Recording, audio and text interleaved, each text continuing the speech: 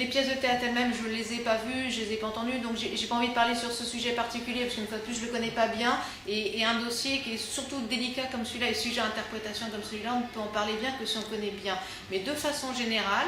c'est un peu ce que je disais tout à l'heure, quand je disais que pour moi, le gouvernement doit rester calme et serein et hors des passions, justement, c'est protéger aussi cet équilibre entre le respect du culte, le respect de la religion, le respect du choix privé de chacun, et en même temps, la nécessité aussi pour le respect des autres d'accepter qu'on en rit. Pour autant, rire de tout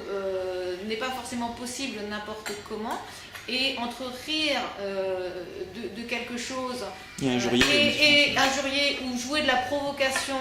parfois gratuite et inutile, il y a un équilibre à respecter. Et justement, si l'Église n'est pas présente en tant que telle au sein du gouvernement, la parole du gouvernement dans le respect de cet équilibre sera d'autant plus forte et puissante